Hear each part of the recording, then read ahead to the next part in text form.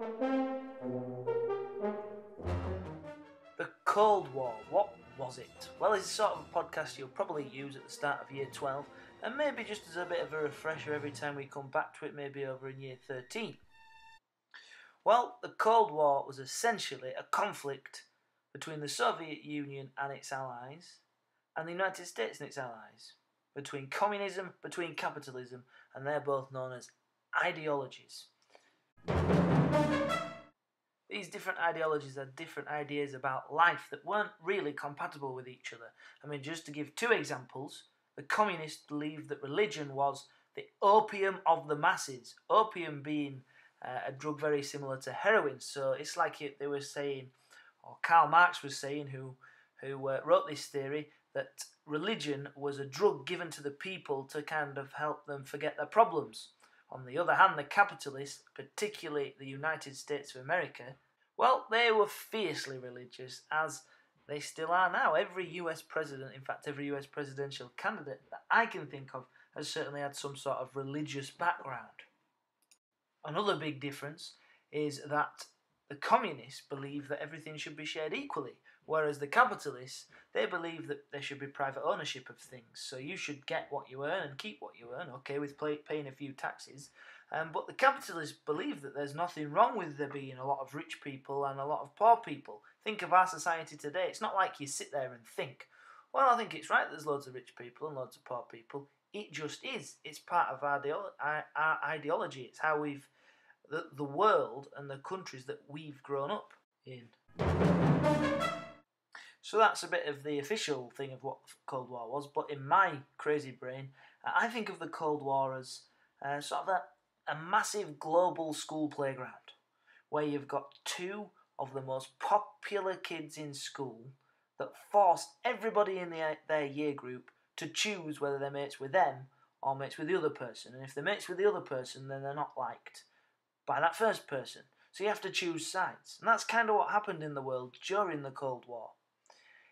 I'd also say that those two most popular people in the world can't actually fight each other, even though they really don't like each other, because they've been threatened with exclusion.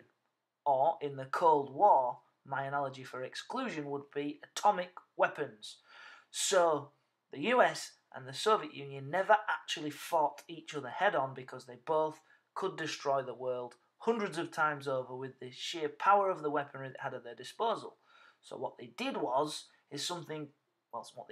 proxy conflicts, which are not conflicts against each other, they're kind of between your mates. So if I go back to my playground analogy, what you would get is the mates of the most popular people in school fighting against each other, supported by their big pal, but with their big pals never actually fighting the other one.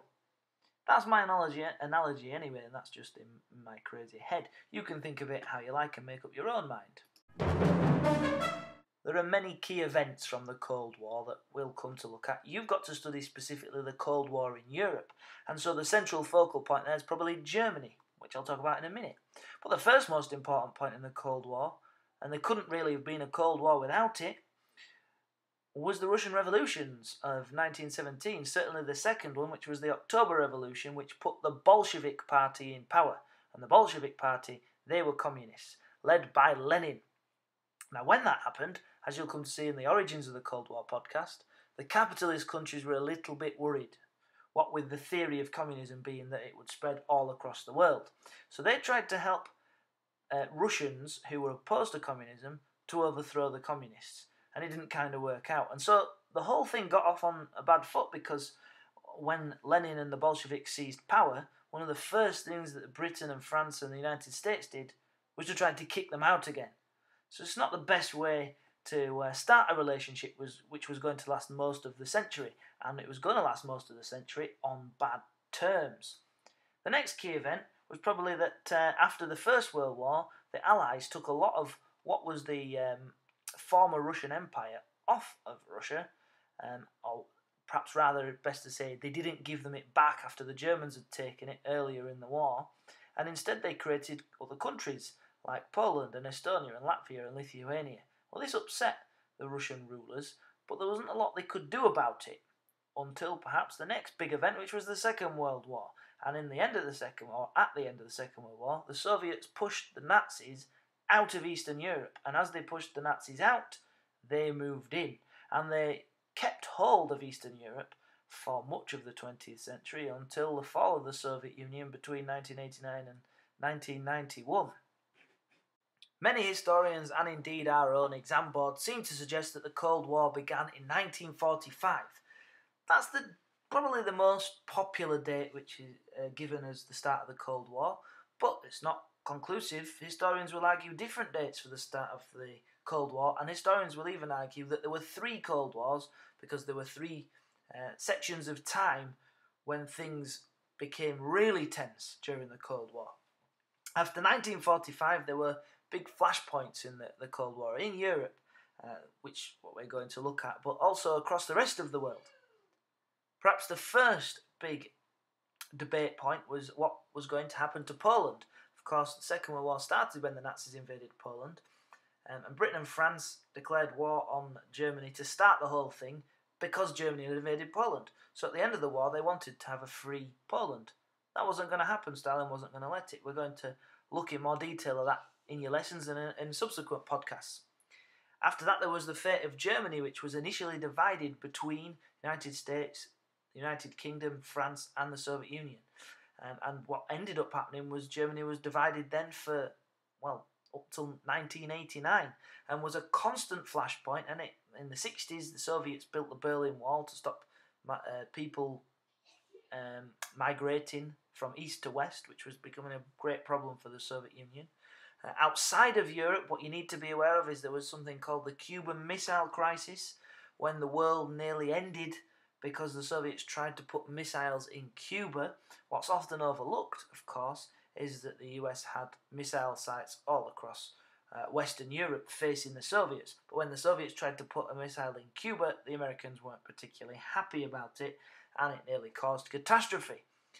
You've probably also heard of the Vietnam War. That wasn't the only proxy war. If we go right back to the 50s, there was the Korean War, which was also between communists and capitalists. China fell to the communists in 1949. That was a big talking point. Again, outside of Europe, but all things you've got to be aware of. And then we fast forward all to the end and the fall of the Eastern Bloc, communism in Eastern Europe, and then finally the fall of the Soviet Union in 1991. Throughout this whole time, the Soviets were trying to prove that communism was the best, and the Americans and their allies were trying to prove that capitalism was the best, and they were always trying to get one over on each other. It was like one global bitching contest, which occasionally came to blows, but never between the main participants, because it would cause nuclear Armageddon, most likely.